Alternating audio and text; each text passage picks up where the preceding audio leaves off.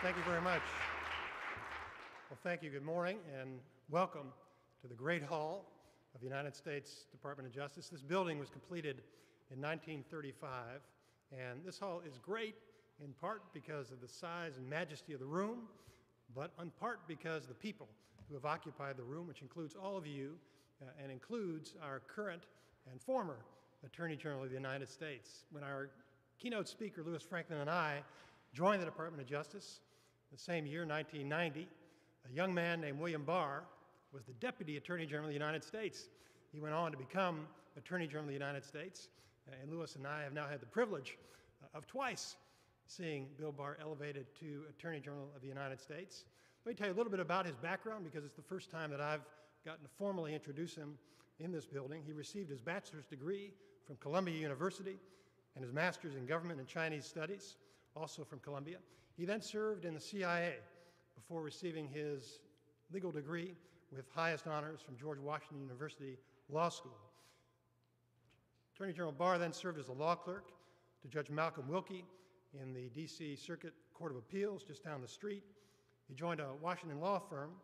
He left that firm to work in the White House for President Ronald Reagan on the domestic policy staff.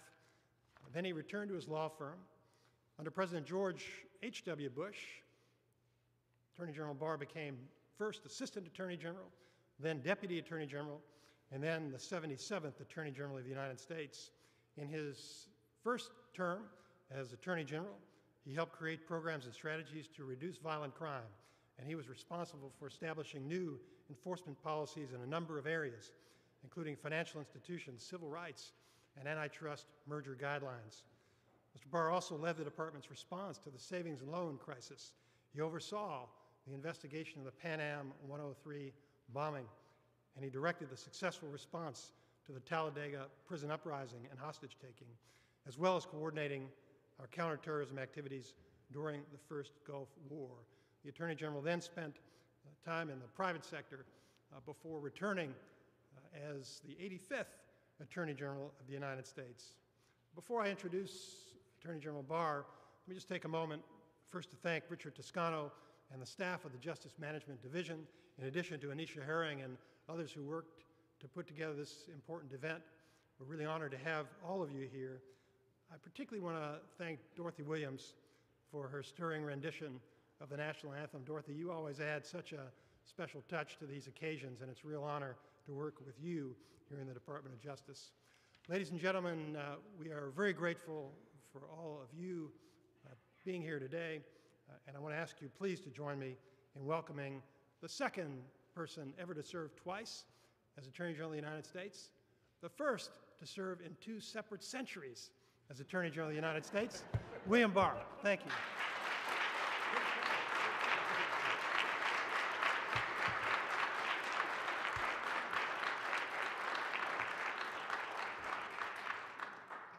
Thank you very much, Rod. I hadn't thought of that accolade, but that, I'll have to work that in.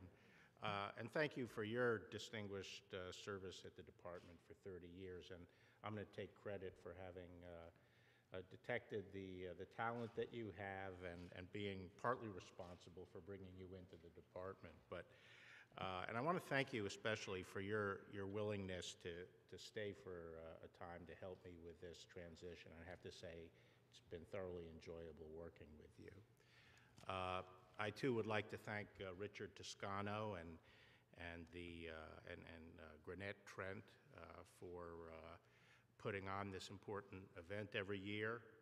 I'd like to thank the great honor guard from Theodore Roosevelt High School, Dorothy Williams for her wonderful rendition of the national anthem, and Onisha Herring for her leadership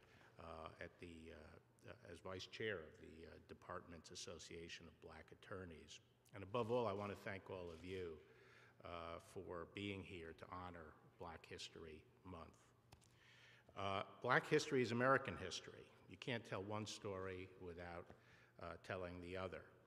And this year's theme is Black migrations, which is an important topic for Black history, but as well as for the history of the entire nation. The first Black migration to this country was obviously forced migration. It was the Middle Passage. Over the course of centuries, millions of Africans were taken in chains, branded with hot irons, and packed into small, overcrowded boats for the treacherous journey to this land. And that journey frequently took many weeks and even months. And in these conditions, many died even before they reached the shore.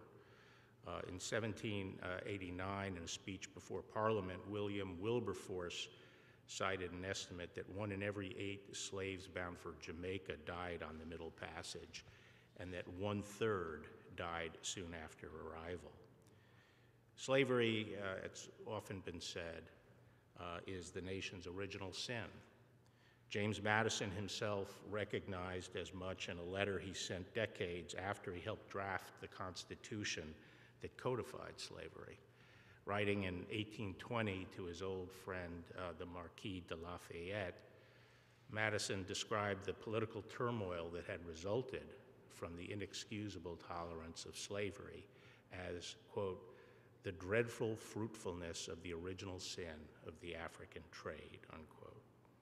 And it took the bloodiest war in American history and 3 constitutional amendments to finally end slavery and to give African Americans the freedom to migrate where they chose. Once slavery was finally ended, those who had been enslaved and their descendants migrated again and spread to communities all across the country.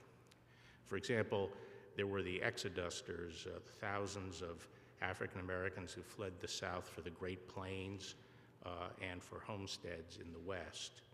But the best known of these migrations was, of course, the Great Migration, when millions of African Americans fled persecution in the South to places like Chicago, Detroit, or New York.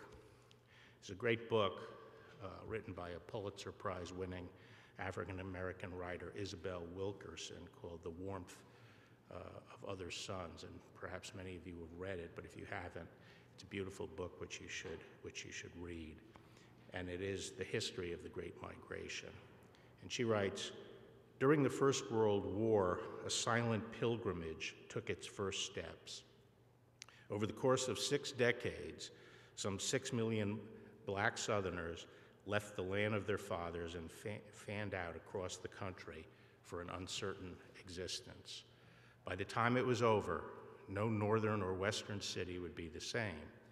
In Chicago alone, the black population rocketed from 44,000 at the start of the migration to more than 1 million at the end of it.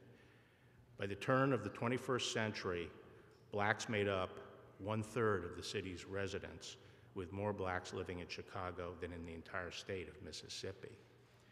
The Great Migration changed American history, not just for the migrants, but for all of us. And it made possible the American cultural milestones like the Harlem Renaissance, Chicago Blues, Motown, just to name a few. The migrants included the families of Americans like Richard Wright, astronaut Mae Jemison, HUD secretary and neurosurgeon Dr. Benjamin Carson, and many, many others. Today, we see many African Americans returning to the South. In the 2010 census, a higher percentage of African American population lived in the South than on any census in the past 50 years. And I think this is a good sign of progress. President Lincoln may have signed the Emancipation Proclamation more than 150 years ago, but there's a great deal of work left to do in eradicating prejudice and bringing together the people of this nation. And much of that work falls to the Department of Justice. One of the reasons that this department was created in the first place, in the days after the Civil War, was to help protect the civil rights of African Americans in the South and to fight for the fight against the very same persecution that had triggered the Great Migration.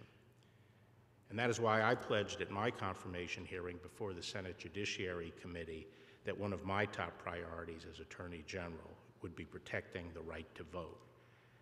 In our present period of great political division, it is imperative that we protect every citizen's right to vote, from all who would interfere with it. And that is, of course, one of the reasons the men and women of the Civil Rights Division are so important to our work here at the department. It is an honor for all of us to continue this work of protecting the civil rights of all Americans. And I am grateful to all of our Civil Rights Division attorneys and staff for their work toward this noble end.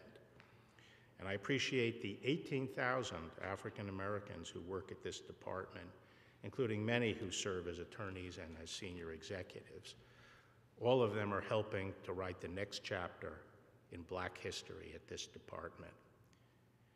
And that is certainly true of our keynote speaker.